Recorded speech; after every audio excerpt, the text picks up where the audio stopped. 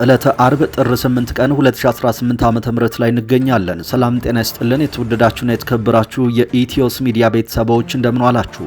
ከተለያዩ ታማኝ መረጃ ምንጮች የደረሱንን ሰበር ዜናዎች ይዘን ቀርበናል። በቅድሚያም ዋና ዋናዎቹን በአማራ ክልል በአገዛዙ ጦርና በፋኖ ኃይሎች መካከል የሚደረገው የፊት ለፊትና የጨበጣ ውጊያ ዛሬም ተባብሶ ቀጥሏል።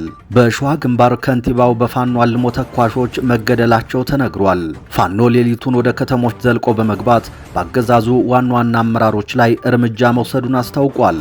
በሌላ በኩል የተራራው ራስ ጉና ክፍለ ጦር በፈጸመው የሰርጎ ገብ ጥቃት ድል መጎናጸፉን አስታውቋል። በጥቃቱ ያገዛዙ ጦር አመራር እስከ አጃቢዎቹ በተጠና ኦፕሬሽን መመታታቸው ታውቋል። በዝርዝር መረጃውን ተሰሙታላችሁ። የብልጽግናው አገዛዝ ከሰሞኑ ኤርትራ ለፋኖ መሳሪያ እያቀበለች ነው በሚል የሰጠውን መግለጫ ተከትሎ ከወደ ኤርትራ ከበድና ጠንከር ያለ ምላሽ ተሰጥቷል። ኤርትራ የኢትዮጵያው አገዛዝ ጦርነት ለመጀመር ሰበብ እየፈለገ ነው በሚል መግለጫዋን ጀምራለች። የኤርትራው ማስታወቂያ ሚኒስትር የማነ ገብረ መስቀል ከአስመራ ቤተ መንግስት የሰጡት መግለጫ በመረጃችን ተካቷል። ተሰሙታላችሁ። በኢትዮጵያ ፖለቲካ ውስጥ እጅግ አነጋጋሪና አደገኛ ከሚባሉ ጉዳዮች አንዱ የሆነው የወልቃይት ጉዳይ አሁን ላይ አዲስና ውስብስብ ምዕራፍ ላይ መድረሱ ተነገረ።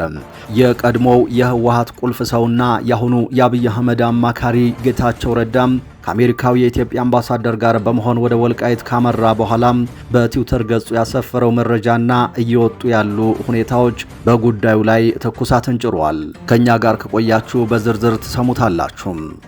የኦሮሚያ ክልላዊ መንግስት በአዲስ አበባ ዙሪያ የሚገኙ 5 ከተሞች በአንድ ከንቲባ እንዲተዳደሩና በአጠቃላይ የሸገር ከተማ ተብለው እንዲጠሩ ከወሰነ 3 ዓመታት አልፈዋል። አሁን ላይ ደግሞ ከወደ ሸገር አንድ አስደንጋጭ የተባለ ነገር ተሰምቷል።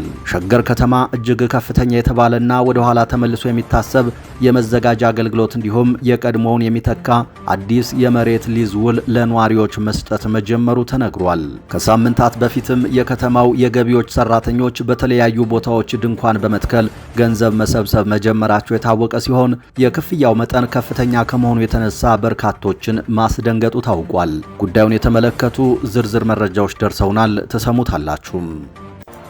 ሳውዲ አረቢያን ጨምሮ ቁልፍ የአሜሪካ አጋር የሆኑ የመካከለኛው ምስራቅ ሀገራት በአሜሪካና በኢራን መካከል ሊፈጠር የሚችለውን ወታደራዊ ግጭት ለማስቀረት የ72 ሰዓታት ከፍተኛና የተጠናከረ ዲፕሎማሲያዊ ጥረት እያደረጉ መሆኑን አንድ የባህረ ሰላጤው ባለስልጣን ገለጹ። ሳውዲ አረቢያ፣ ኳታር፣ ግብፅና ኦማን እየመሩት ባለው በዚህ የዲፕሎማሲ ዘመቻ ዋናው ትኩረት የህዝብ ለህዝብ የቃላት ጦርነትን ማለዘብና ቀጠናውን ወደማያባራ ቀውስ ሊከት የሚችል ወታደራዊ እርምጃን ማስቀረት ነው ተብሏል። ይሳካ ይሆን? በዝርዝር መረጃችን የያዝነው ጉዳይ ነው። ክቡራትና ክቡራን የኢትዮስ ሚዲያ ቤተሰቦች ከኛ ጋር ከቆያችሁ እነዚህን ያስተዋወቅናችሁን ጨምሮ ሌሎችንም መረጃዎች በዝርዝር እናስደምጣችኋለን። በየቀኑና በየሰዓቱ የምንለቃቸው ትኩስ መረጃዎች ቶሎ እንዲደርሷችሁ ቻናላችንን አሁኑኑ ሰብስክራይብ ያድርጉ። ቪዲዮውንም ላይክ በማድረግ ይጀምሩ። መልካም ቆይታም። በአማራ ክልል በአገዛዙ ጦርና በፋኖ ኃይሎች መካከል የሚደረገው ትንቅንቅ ዛሬም ተጠናክሮ ቀጥሏል። በሸዋ ግንባር በተደረገው ውጊያ ከንቲባው በፋኖ አልሞ ተኳሾች መገደላቸው ታውቋል። የደብረ ሲና ከተማ ከንቲባ ወንድም ሲገኝ ማሙዬ እርምጃ እንደተወሰደበት ነው የተነገረው። ዛሬ ሌሊቱን ወደ ደብረ ሲና ከተማ ዘልቀው የገቡት የአፄ አምደ ጽዮን ኮር የፋኖ አባላት ከንቲባው ላይ ያነጣጠረ እርምጃ ወስዷል ነው የተባለው። በሌላ በኩል በጎንደር ግንባር የተራራው ራስ ጉና ክፍለ ጦር በፈጸመው የሰርጎ ገብ ጥቃት ድል መጎናጸፉን አስታውቋል። በጥቃቱ ያገዛዙ ጦር ሻለቃ አመራር እስከ አጃቢዎቹ በተጠና ኦፕሬሽን መመታታቸው ታውቋል። ሀገረ ገነት በተባለ ቦታ በተፈጸመው የፋኖ ጥቃት አመራሩ እስከ አጃቢዎቹ የተገደሉ ሲሆን መገናኛ ሬዲዮ፣ ስናይፐርና ክላሾችም በፋኖ እጅ ገቢ ሆነዋል። አገዛዙ በራሱ ካምፕ በተቀመጠበት ፋኖ ሰርጎ እየገባ የሚፈጽመው ጥቃት ለአገዛዙ ጦርና ለአመራሩ ከባድ ራስ ምታት ሆኖበታል ነው የተባለው። የብልጽግናው አገዛዝ ኤርትራ ለፋኖ መሳሪያ እያስታጠቀች ነው የሚል ክስ ማሰማቱን ተከትሎ ከአስመራ ቤተ መንግስት ከባድ ምላሽ ተሰጠ። ኤርትራ የኢትዮጵያው አገዛዝ ጦርነት ለመጀመር ሰበብ እየፈለገ ነው ብላለች። የአገዛዙ ፌዴራል ፖሊስ ከኤርትራ በአማራ ክልል ለሚንቀሳቀሱ ታጣቂዎች የተላኩ በሺዎች የሚቆጠሩ ጥይቶችን ያዝኩ ማለቱን ተከትሎ ነው ኤርትራ የአብይ አህመድ አገዛዝ ጦርነት ለመጀመር ሰበብ እየፈለገ ነው ያለችው። የኤርትራ ማስታወቂያ ሚኒስትር የማነ ገብረ መስቀል ለኢትዮጵያ ውንጀላ ለሮይተርስ የዜና ወኪል የብልጽግና አገዛዝ በኤርትራ ላይ ጦርነት ለመጀመር ሰበብ እየፈለገ ነው ሲሉ ምላሽ ሰጥተዋል። የብልጽግናው አገዛዝ ለ2 ዓመታት ያህል ጦርነት ለመጀመር ሲያደርግ ለነበረው መቁነጥነጥ ሐሰተኛ ባንዲራውን እያውለበለበ ነው ብለዋል። የአገዛዙ ፌዴራል ፖሊስ ረቡዕ ዕለት ባወጣው መግለጫ የኤርትራ መንግስት በአማራ ክልል ለሚንቀሳቀሱ የፋኖ ታጣቂዎች የተለያዩ አይነት የጦር መሳሪያ ጥይቶችን እየሰጠ ነው በማለት ወንጅሏል። ፌዴራል ፖሊስ ጥር 6 ቀን 2018 ዓ.ም ባወጣው መግለጫ ከ56000 በላይ የተለያዩ የጦር መሳሪያዎችንና ጥይቶችን በቁጥጥር ስር አዋልኩ ማለቱም ይታወሳል። የኤርትራ መንግስት ግን ይህንን ያገዛዙን ውንጀላ ጦርነት ለመጀመር የቀረበ የሐሰት ድርሰት ነው ሲል አጣጥሎታል። የፌዴራል ፖሊስ ውንጀላን ተከትሎ ምላሽ የሰጡት የኤርትራው ማስታወቂያ ሚኒስትር ኢትዮጵያ ጥቃት ለመክፈት ሰበብ እየፈለገች ነው ብለዋል። የአገዛዙ ፌዴራል ፖሊስ በቁጥጥር ስር ያዋላቸው የጦር መሳሪያዎች የኤርትራ መንግስት ከኢትዮጵያ የውስጥ ባንዳዎችና ታሪካዊ ጠላቶች ጋር በማበር በትግራዩ ህወሓት በኩል የተላኩ ናቸው በማለት ክስ አሰምቶ ነበር። ህወሓት በበኩሉ በኤርትራ መንግስት ተልኳል የተባለውን የጦር መሳሪያ ጽንፈኛው ህወሓት ከትግራይ ወደ አማራ ክልል ለማስገባት ተንቀሳቅሷል በሚል የቀረበውን ክስ ውድቅ አድርጓል። የህወሓት ቃል አቀባይ ሚካኤል አስገዶም ጭብጥ የሌለው ነጭ ውሸት ነው ሲሉ አጣጥለዋል። ህወሓት ወደዚህ የወረደ ስራ የሚገባ ፓርቲ አይደለም ሲሉ የተከላከሉት ቃል አቀባዩ በውስጣቸው የተፈጠረውን አጀንዳ ለማስቀየስ ሆን ተብሎ የተሰራ የውሸት ዜና ነው ሲሉ ተናግረዋል። አቶ ሚካኤል ይህ አይነቱ ክስ የተለመደ ነውም ብለዋል። ወደ ግጭት እንዳይኬድ እኛ የበኩላችንን ጥረት እያደረግን ነው፣ የእነሱ አካሄድ ግን ይመስለኛል ወደዚያ የሚመራ ነገር ነው ሲሉም የአገዛዙን ባለስልጣናት ወንጅለዋል። የኢትዮጵያው አገዛዝ ከህጋዊ የፖለቲካ ፓርቲነት የተዘረዘው ህወሓት ከኤርትራ መንግስት ጋር እየተባበረ ነው የሚል ወቀሳ ሲያሰማ ይህ የመጀመሪያው አይደለም። የኤርትራው ፕሬዝደንት በዚህ ሳምንት መጀመሪያ ላይ ከሀገሪቱ ብሔራዊ ቴሌቪዥን ጣቢያ ጋር ባደረጉት ቃለ ምልልስ የብልጽግና መንግስት በራሱ ሀገር ህዝቦች ላይ ጦርነት አውጇል ብለው ነበር። በዚሁ ቃለ ምልልስ ላይ ኤርትራ ጦርነት እንደማትፈልግ የተናገሩት ፕሬዝደንቱ ነገር ግን ሀገራችንን እንዴት መከላከል እንዳለብን እናውቃለን ብለዋል። ኢትዮጵያና ኤርትራ ከዚህ በፊት በድንበር ይገባኛል ጥያቄ የተነሳ ለ2 ዓመት ደማ አፋሳሽ ውጊያ አካሂደው ነበር። የብልጽግናው አለቃ አብይ አህመድ ወደ ስልጣን መምጣታቸውን ተከትሎ በሁለቱ ሀገራት መካከል ሰላም በመውረዱ ጠቅላይ ሚኒስትሩ የሰላም ኖቤል ተሸላሚ ሆነዋል። የሰሜኑን ጦርነት ተከትሎ በጋራ የዘመቱት ኢትዮጵያና ኤርትራ ከፕሪቶሪያ ስምምነት በኋላ በመካከላቸው መቃቃር ተፈጥሯል። አብይ አህመድ የባህር በር ማግኘት የህልውና ጉዳይ ነው ማለቱን ተከትሎ የሀገራቱ ግንኙነት እየተካረረ መጥቷል። ኤርትራ በአውሮፓውያኑ 1991 ነጻነቷን ማግኘቷን ተከትሎ ኢትዮጵያ ባህር በር አልባ ሀገር ሆናለች። የኤርትራው ፕሬዝዳንት ኢሳያስ አፈወርቂ ባለፈው ሰኞ ከሀገራቸው ብሔራዊ ቴሌቪዥን ጋር ባደረጉት ቆይታ የብልጽግና የቀይ ባህር ፍላጎት በኢትዮጵያ ህዝብ ላይ የታወጀ ጦርነት ነው ማለታቸው ይታወሳል። ኢሳያስ ለጦርነት ዝግጅቱ ወደ ኢትዮጵያ ሰው አልባ አውሮፕላኖች ወይም ድሮኖችና ሌሎችም የጦር መሳሪያዎች እየገቡ እንደሆነ ጠቅሰዋል። በኢትዮጵያ ፖለቲካ ውስጥ እጅግ አነጋጋሪና አደገኛ ከሚባሉ ጉዳዮች አንዱ የሆነው የወልቃይት ጉዳይ አሁን ላይ አዲስና ውስብስብ ምዕራፍ ላይ የደረሰ ይመስላል።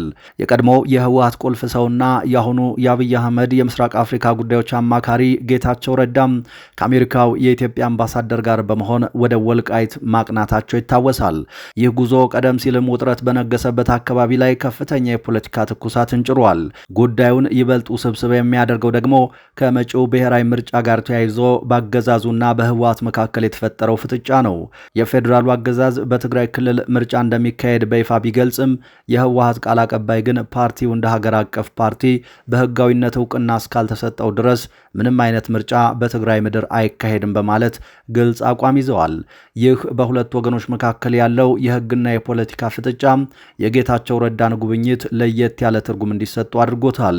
ወልቃይት በታሪክም ሆነ በቅርብ ጊዜው ግጭት እጅግ አወዛጋቢ ስፍራ መሆኑ ይታወቃል። ህወሓት አካባቢውን በኃይል ለመያዝ ጥረት ሊያደርግ ይችላል የሚሉ ስጋቶች ባሉበት በዚህ ወቅት እንዲህ ያለ የከፍተኛ ባለስልጣናት ጉብኝት መደረጉ ከጀርባ ምን እየተሰራ ነው የሚል ጥያቄ አስነስቷል። በአንድ በኩል አገዛዙ ሰላምን ለማስፈንና ምርጫን ለማካሄድ ጥረት እያደረግኩ ነው ሲል፣ በሌላ በኩል ደግሞ ወልቃይት ላይ ያለው ይገባኛል ጥያቄና የኃይል እንቅስቃሴ ነገሮችን ወደ ከፋ ግጭት ሊወስዳቸው እንደሚችል ይገመታል። የአሜሪካ አምባሳደር በዚህ ጉዞ ላይ መገኘታቸው ደግሞ የውጭ ኃይሎች በዚህ አወዛጋቢ ጉዳይ ላይ ያላቸውን ፍላጎትና ተጽዕኖ በግልጽ የሚያሳይ ነው። ይህ የጌታቸው ረዳ ጉዞ በክልሉ ላይ ያለውን ወታደራዊ ውጥረት ከማርገብ ይልቅ በህወሓትና በአገዛዙ መካከል ያለውን ቁርጥራጭ ግንኙነት ይበልጥ ሊያሻክረው እንደሚችል የፖለቲካ ተንታኞች ስጋታቸውን እየገለጹ ይገኛሉ። የወልቃይት ዕጣ ፈንታና የትግራይ ምርጫ ጉዳይ የኢትዮጵያን ቀጣይ ሰላም የሚወስኑ ወሳኝ ነጥቦች መሆናቸው ግልጽ ነው። በዚህ አደገኛና ውስብስብ ሁኔታ ላይ እናንተስ ምን ትላላችሁ? የጌታቸው ረዳ ጉዞና የህወሓት የምርጫ እምቢተኝነት ወዴት ያመራናል? ሐሳባችሁን ኮሜንት ላይ ያስፍሩልን። የኦሮሚያ ክልላዊ መንግስት በአዲስ አበባ ዙሪያ የሚገኙ 5 ከተሞች በአንድ ከንቲባ እንዲተዳደሩና በአጠቃላይ የሸገር ከተማ አስተዳደር ተብለው እንዲጠሩ ከወሰነ 3 ዓመታት አልፈዋል። ታዲያ ከሰሞኑ ደግሞ በርካታ ነዋሪዎችን ያስደነገጠ ክስተት መፈጠሩ ታውቋል።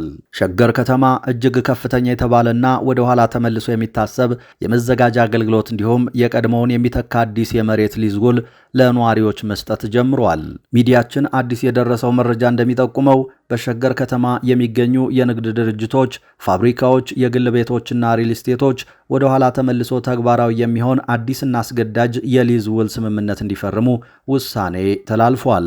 ከሳምንታት በፊት የከተማው የገቢዎች ሰራተኞች በተለያዩ ቦታዎች ድንኳን በመትከል ገንዘብ መሰብሰብ መጀመራቸው የታወቀ ሲሆን የክፍያው መጠን ከፍተኛ ከመሆኑ የተነሳ በርካቶችን ማስደንገጡ ታውቋል። ሚዲያችን የተመለከተው የኦሮሚያ ገቢዎች ቢሮ አንድ ዶክመንት እንደሚያሳየው በሸገር ከተማ የሚገኙ ሪል ስቴቶች አዲስ የሊዝ ውል እንዲዋዋሉ ማስታወቂያ አውጥቷል። ደብዳቤው ቤት ገዝታችሁ የግል ካርታ ወይም ዲጂታል ካርታ የወሰዳችሁ ነዋሪዎች በሙሉ በለገጣፎ ለገዳዲ ክፍለ ከተማ መሬት አስተዳደር በአካል በመገኘት የሊዝ ውል እንድትዋዋሉና ከእናንተ የሚጠበቅባችሁን ክፍያ በ5 ተከታታይ ቀናት እንድትከፍሉ እያሳሰብን ይህንን የማይፈጽም ነዋሪ በታክስ አዋጅ መሰረት እርምጃ እንደምንወስድ እናሳስባለን ይላል። ሚዲያችን የደረሰው መረጃ እንደሚጠቁመው ለሲሲዲ ሪል ስቴት ቤቶች አዲሱ መነሻ የመኖሪያ ቤት ሊዝ ዋጋ በካሬ 4541 ብር ሆኗል። በዚህም መሰረት ለምሳሌ 1000 ካሬ መሬት ያላቸው ባለቤቶች 4.4 ሚሊዮን ብር ቅድመ ክፍያ 445 ሺህ ብር፣ በየዓመቱ ክፍያ 102 ሺህ ብር እንደሆነ ተነግሯቸዋል። ነዋሪዎች ይህ እንዴት ይሆናል? ቤቱን ስንገዛ የሊዝ ውላለን፣ በየዓመቱም የመንግስትና የመዘጋጃ ግብር ስንከፍል ቆይተናል ስንል በጨፌ ኦሮሚያ የተወሰነ አዲስ ውሳኔ ነው ብለውናል የሚሉት አንድ በሸገር ከተማ ንብረት ያላቸው ግለሰብ ናቸው። ይህ ውሳኔ ለሪል ስቴቶች ብቻ ሳይሆን ለግል የቤት ባለቤቶች፣ ለድርጅቶችና ፋብሪካዎች ጭምር መሆኑ ታውቋል። አሁን በአዲስ የሊዝ ውል ስምምነት ክፈሉ እያሉን ያሉት የቀድሞው ህጋዊ ሊዝ ባልፈረሰበት ሁኔታ ነው። እንዴት ህግ ባለበት ሀገር የሊዝ ውል እየፈረሰ ገንዘብ አምጣ ይባላል? ይህ በኦሮሚያ ክልል ያለውን ኢንቨስትመንትና ኢኮኖሚ ጭምር ሊጎዳ የሚችል የሀብት ዘረፋ ስልት ነው የሚሉት ደግሞ በሱሉልታ የሚገኙ አንድ ነጋዴ ናቸው። በጀርመን ጩቤ ይዞ ዝርፊያ ለመፈጸም የሞከረው ኤርትራዊ በፖሊስ ሽጉጥ ተመታ። ድርጊቱ የተፈጸመው በጀርመን ባደን ውተርበርግ ግዛት በሚገኘው ኡልም ከተማ ነው። በከተማው ውስጥ ብሉቦየር በተሰኘው አውራ ጎዳና አቅራቢያ ሚዲያ ማርኬት የተባለው ትልቅ የኤሌክትሮኒክስ ዕቃዎች መሸጫ መደብር ይገኛል። ቢልድ ጋዜጣ እንደዘገበው የ29 ዓመቱ ኤርትራዊ ከትናንት ወዲያ ረቡዕ በአካባቢው ሰዓት አቆጣጠር 12 ሰዓት ከ30 ፒኤም ላይ ጩቤ በመያዝ ይገባል። ነገሩ ያላማራቸው የመደብሩ ሰራተኞችም በሩን ዝጉት እያሉ መጯጯህ ይጀምራሉ። ይህንን ጊዜ ተጠርጣሪ በያዘው ጩቤ 2 ሰራተኞችን ይወጋና ከመደብሩ ወጥቶ መሄድ ይጀምራል። እንደ ዘገባው ፖሊሶች በፍጥነት ወደ ስፍራው ደርሰው ይከታተሉትና ይደርሱበታል። ከዚያም የያዘውን መሳሪያ እንዲጥል ቢጠይቁትም ፈቃደኛ ሳይሆን ይቀራል። ከዚህም አልፎ የፖሊስ አባላትን በጩቤው ማስፈራራት በመቀጠሉ እንደተተኮሰበት ተገልጿል። ይህ ኤርትራዊ በፖሊስ የደረሰበትን ይህንን ጉዳት ተከትሎ ወደ ሆስፒታል የተወሰደ ሲሆን አሁን በጽኑ ህሙማን ክፍል ይገኛል። ጋዜጣው እንዳለው የመታው የመትረፍ ዕድሉ በጣም አነስተኛ መሆኑን ዶክተሮቹ ተናግረዋል። ሳውዲ አረቢያን ጨምሮ ቁልፍ የአሜሪካ አጋር የሆኑ የመካከለኛው ምስራቅ ሀገራት በአሜሪካና በኢራን መካከል ሊፈጠር የሚችለውን ወታደራዊ ግጭት ለማስቀረት የ72 ሰዓታት ከፍተኛ የተጠናከረ ዲፕሎማሲያዊ ጥረት እያደረጉ መሆኑን አንድ የባህረ ሰላጤው ባለስልጣን ገለጹ። ሳውዲ አረቢያ፣ ኳታር፣ ግብፅና ኦማን እየመሩት ባለው በዚህ የዲፕሎማሲ ዘመቻ ዋናው ትኩረት የህዝብ ለህዝብ የቃላት ጦርነትን ማለዘብና ቀጠናውን ወደማያባራ ቀውስ ሊከት የሚችል ወታደራዊ እርምጃን ማስቀረት ነው። እነዚህ አራት የአረብ ሀገራት ለሁለቱም ወገኖች ጠንከር ያለ መልእክት አስተላልፈዋል። ለአሜሪካ ቀጠናው ያለበትን የደህንነትና የኢኮኖሚ ተጋላጭነት በመጥቀስ አሜሪካ በኢራን ላይ የአየር ጥቃት እንዳትሰነዝር ጠይቀዋል። ጥቃት ከተሰነዘረ አሜሪካም ጭምር የዚህ ቀውስ ሰለባ ልትሆን እንደምትችል አስጠንቅቀዋል። ለኢራን ደግሞ ቴሄራን በአሜሪካ ላይ ላጸፋ በሚል በባህረ ሰላጤው ሀገራት በሚገኙ የአሜሪካ ተቋማት ላይ ጥቃት እንዳትሰነዝር አስጠንቅቀዋል። ይህ ከተፈጠረ ኢራን ከቀጠናው ሀገራት ጋር ያላት ግንኙነት ከፍተኛ አደጋ ውስጥ እንደሚወድቅ መልእክት ተላልፎላታል። ሁለት ዲፕሎማሲያዊ ምንጮች እንደገለጹት ኢራን አሜሪካ ጥቃት ከሰነዘረችባት የአሜሪካ ጦር ሰፈር የሚገኝባቸውን ሀገራት በሚሳኤል ኢላማ እንደምታደርግ ለተወሰኑ ሀገራት በግልጽ አሳውቃለች። ይህንን ተከትሎ አሜሪካ በኳታር አልኡዴድ የአየር ኃይል ቤዝ የነበሩ አንዳንድ ሰራተኞቿን ለቅድመ ጥንቃቄ አስወጥታለች። በተጨማሪም በኳታርና ሳውዲ አረቢያ የሚገኙ የአሜሪካ ኤምባሲዎች ዜጎቻቸው ወደ ጦር ሰፈሮች አካባቢ እንዳይጠጉ አሳስበዋል። ፕሬዚደንት ዶናልድ ትራምፕ የኢራን ጸጥታ ኃይሎች በሰልፈኞች ላይ የሚወስዱትን እርምጃ ካልገቱ ወታደራዊ እርምጃ እንደሚወስዱ ሲዝቱ ቆይተዋል። ሆኖም ረቡዕ ዕለት ለጋዜጠኞች በሰጡት አስተያየት በኢራን እየተፈጸመ ያለው ግድያ መቆሙን እንደሰሙ በመግለጽ ወታደራዊ እርምጃው አሁን ላይ አይኖርም የሚል ፍንጭ ሰጥተዋል። ሂደቱ ምን እንደሚመስል እናያለን ሲሉም ተደምጠዋል። የአሁኑ የዲፕሎማሲ ጥረት ዋና ዓላማ ወታደራዊ ግጭትን ማስቀረት እንጂ ስለ ኒውክሌር ስምምነት መደራደር እንዳልሆነ ተገልጿል። የተወደዳችሁ የኢትዮስ ሚዲያ ቤተሰቦች ለዚህ ሰዓት ከተለያዩ ታማኝ መረጃ ምንጮች የደረሱን አዳዲስ መረጃዎች እነዚህ ነበሩ። ከቆይታ በኋላ ሌሎች መረጃዎችን ይዘን ድጋሜ እንገናኛለን። እስከዛው በያላችሁበት ሰላም ጊዜ ተመኘን።